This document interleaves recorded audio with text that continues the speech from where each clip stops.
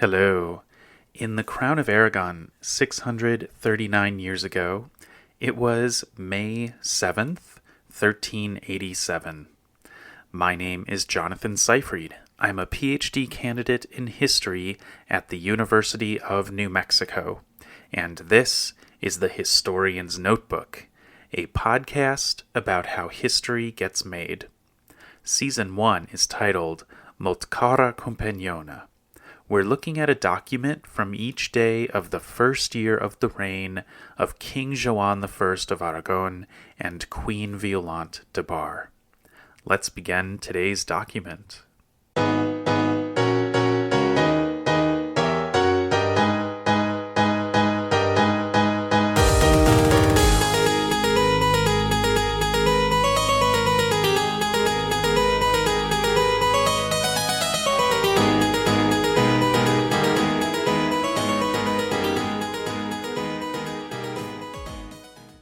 So today's document is a continuation of a story that we last talked about on March 29th.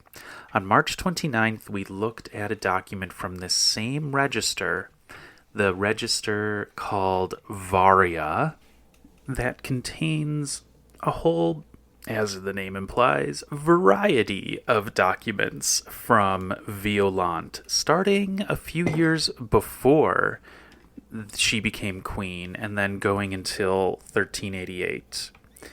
So we have different seal levels inside this register number 1822. The document that we looked at on March 29th was in Latin, and it had no seal identified on the last line of the letter. In Latin, it was addressed to a Jew of Girona living in Figueres. That person's name was Cresques Bonafos. And in that Latin letter, which I think at the time, very proud of myself for being able to understand a lot of what was going on in it, it became clear that the wife of Cresques Bonafos had made some kind of complaint against him, and Violant was writing to him saying that he had to show up in Barcelona by Quasimodo. And I went into this whole thing about what is Quasimodo and found out that it's actually the Sunday that follows Easter, so it's also known as the second Easter Sunday. And so Violant wanted him to show up in Barcelona by something like April 15th. Today's document, dated May 8th, is another letter to Cresques Bonafos. This time it's in Catalan. We get a little bit more information and a little bit of additional confirmation of some things that I was a little bit unsure about in the first document from March 29th. But before we get further into this, I just want to comment that the overall sense of this letter on May 7th is that he still hasn't shown up in Barcelona.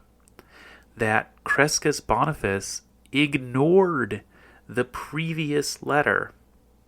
Is it because it was in Latin? And who can read Latin? Not me. Okay, no, I can read a little bit of Latin, enough to figure it out. But could Cresques Bonafos? So maybe he got this letter in Latin and was like, I don't know what's going on. I mean, it's from the Queen, so maybe it's important, but I don't even know what to do. Did Cresques Bonafos know that his wife had made a complaint against him to the Queen? Which is like, wow, it sounds so dramatic, but actually, in the work of Marie Kelleher and other historians, we see that this was actually something that became quite common in 14th century Crown of Aragon, that women would appeal directly to the queen and go through that channel in order to get justice. Now, what is the issue at hand? In the Latin document from March 29th, didn't really have any specifics, although the wife's name was mentioned, Regina, and that really threw me for a loop because I was surprised to see the name Regina used, especially because the person's title who's writing the document is Regina, the queen. So I was really confused, but today's letter really confirms, as well as a little bit of research, yes, with ChatGPT's help, confirms that Regina was actually a common name for Jewish women in 14th century Crown of Aragon. Not for Christian women, though. So it's interesting. Okay, so we know that Regina, the wife of Cresques Bonafos, made some kind of complaint.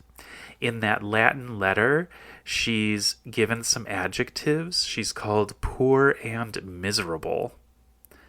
So why was she poor and miserable? We do not know. Today's letter does not give us any additional information.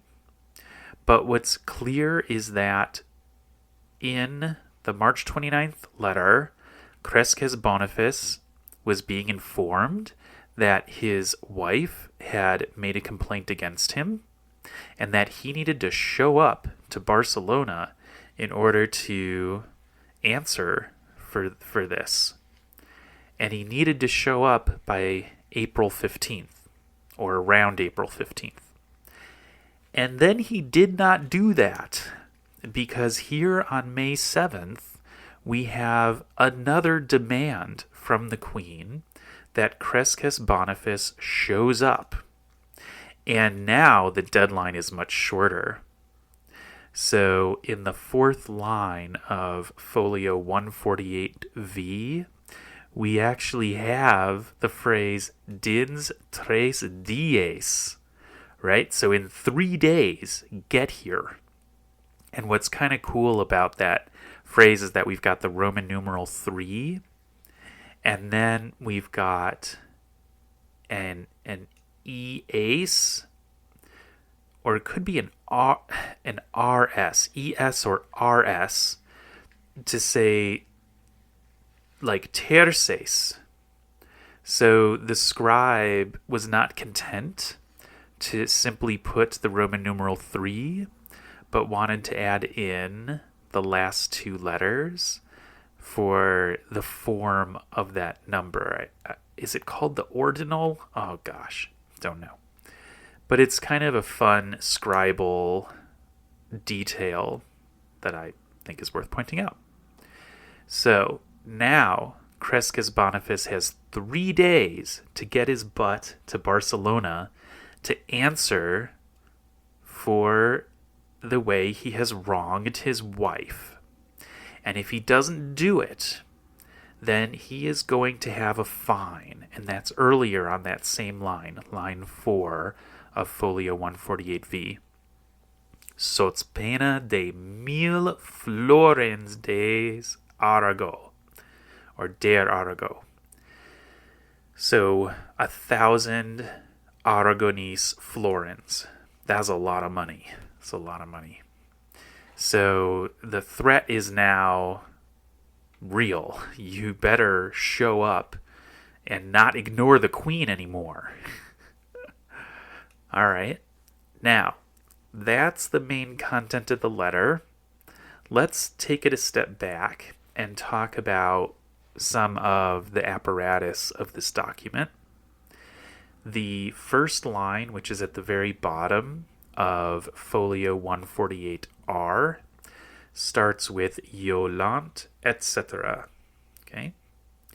Then we have what looks like ALN, which could be something like 2 and then EN for like Mr., 2 So Aln Cresques Bonafos, Jew de Girona.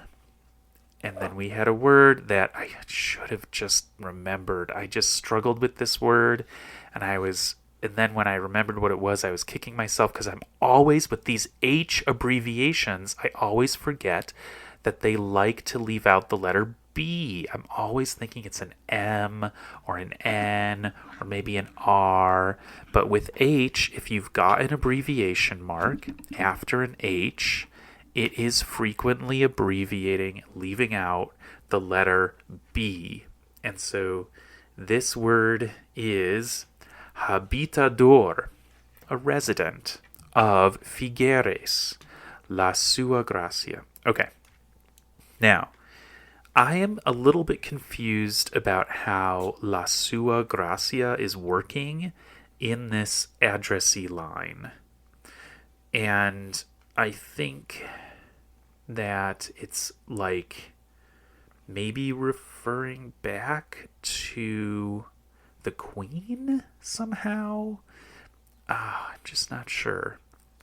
But basically what we have very clearly is to Cresques Bonafos, Jew of Girona, residing in or resident of Figueres. So we know that Cresques Bonafos is from Girona, but he is currently living in the town of Figueres. Then the next line is getting into the subject matter. Com nostra canceller haia ebe deliberat que la questio moguda contra tu. As our chancellor has a good and deliberate, has deliberated on the question of the movement, the moguda. So it's like literally movement, but of the action against you, like the complaint against you. Per na Regina, by Lady Regina, mulier tua, your wife, per rajo de la violatio, and then that's the last word, and then you turn to the other side of the folio here, violatio del matrimoni, a violation of the marriage. Okay. So what Violant is saying here is that her chancellor has deliberated on this question in response to the complaint against him from his wife for a violation of their marriage. So Regina wrote to Violant, the queen, saying, my husband has violated our marriage. And then the rest of the document is just saying, in kind of a repetitive way, you need to show up or else you will be fined. And then towards the end, Cresques Bonafos is notified that the bailiff of Girona is now aware of this and is going to be going after him if he is not coming to Barcelona to answer for these charges.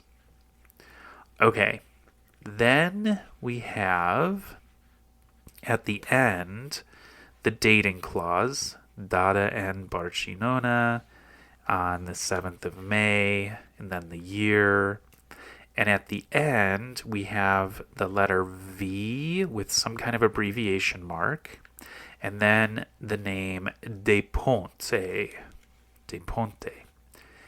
Then in the probata, let's work on the probata. We have Bernardeus de Fontem, or Fonte, which is a name that we can recognize from yesterday's episode. And then we have ex provisione facta, right?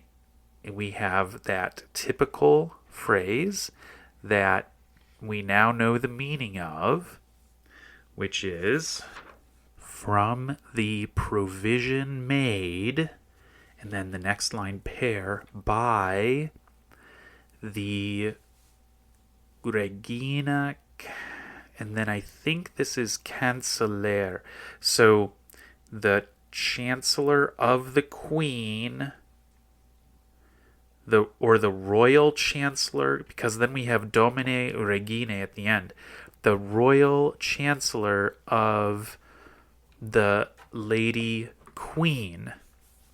So we now know that the Chancellor of Violant is de Pont.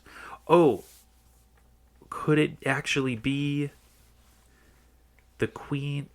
Oh, yeah, I'm a little bit confused why we have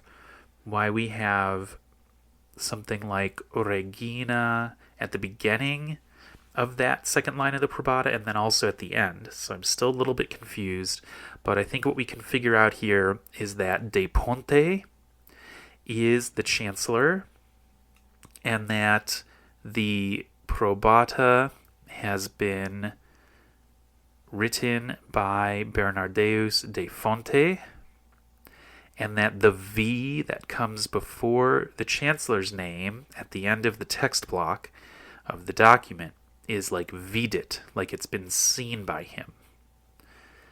All right, now, we've talked about this apparatus, we've talked about the content a little bit. Can we determine whether Violant was involved in the creation of this document? How much do we see Violant here? I think it could go either way, and I'm leaning towards saying that Violant was not really involved in this action. That maybe her chancellor told her about it and said, okay, we're sending a follow-up to this Cresques Bonafos because he has not shown up. And so she might be aware that this document was created, but I don't really see her personality in it all that much. And the lack of a secret seal is further leading me to think that maybe this one was just handled by her officials and she didn't have too much involvement in the wording or in the writing of this document. This probata does not say mandavit mihi. So that to me is what I'm going to look for now.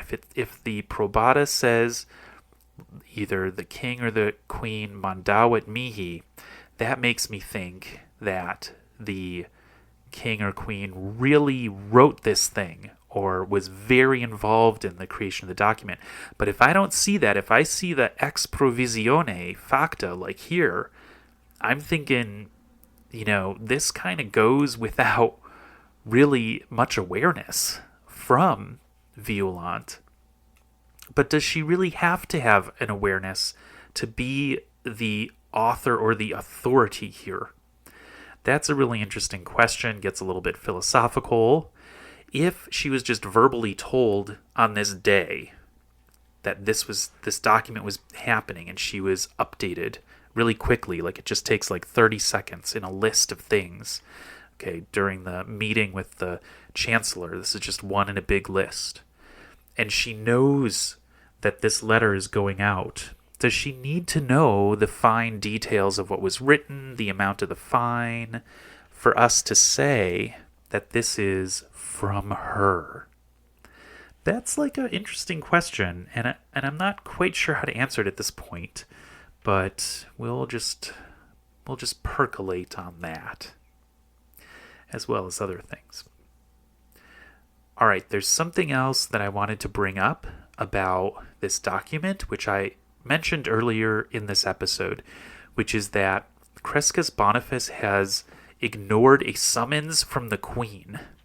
Is it because it was sent in Latin? Like, seeing a document in Latin is a reason for me to want to ignore it. But, beyond like trying to get into like whether it was because of a language barrier, the fact that he didn't like find someone that speaks Latin and is like, I've got a very important document, I am not able to understand it, help me, right? The fact that he did not do that, or that he did maybe and then still ignored it, or just like you get a letter from the Queen and like you don't show up. Like, what is happening with the authority of the monarch when you just don't do it? I mean, it's really opening up some new possibilities for me for understanding what the authority of the Queen or the authority of the King really was. Because sometimes if you ignore it, you're definitely in trouble. And people respond. And you only have to ask once, and stuff happens. And then other times, we have situations like with the governor of the province of Aragon, who has to be reminded 4 times to carry out the confiscation of Bernat de Fortia's property. And then this, where we have somebody who, in my mind, should really care what the monarchs think, because the monarchs are, ostensibly protecting the Jewish community and individual Jews from hostile authorities that are, like the Christian municipal leaders or others, so it's like weird to me that this happens, even if you're in big trouble. I mean, okay, so maybe Cresques Bonafos is just a scoundrel and like he's like on the run from the law. That could be. I mean, he definitely did something to warrant his wife making a complaint against him. So maybe this is just a scoundrel and we shouldn't be extrapolating from this particular person's not responding to a summons from the monarch. But, there's been several instances where, I mean, the other instance of what's happening in Valencia with Berenguer de Villaragut. So it's all kind of starting to add up. It's all kind of starting to add up to this question mark about, well, in practice, maybe it's okay to ignore the king and queen sometimes. Like maybe you can get away with it in this time and place. So when can people get away with it, and then when can they not get away with it? That's starting to be a really interesting question. And then there's definitely a gender dynamic that's operating. Like, when can you get away with ignoring a higher authority, and how does the gender of the person play into that? And then also, how does Joanne's health condition play into that? Which I think we could also say is a very gendered situation. Thanks for listening to this episode of The Historian's Notebook, Season 1, Molt Cara Compagnona. If you are leaving with more questions than you arrived with, I've done my job. Remember, the motto of The Historian's Notebook is dissatisfaction guaranteed. Visit the website to see an image of today's document and additional show notes, and listen again tomorrow to hear about the next day in the first year of the reign of King Joan I of Aragon and Queen Violant de Bar. In the meantime, take care.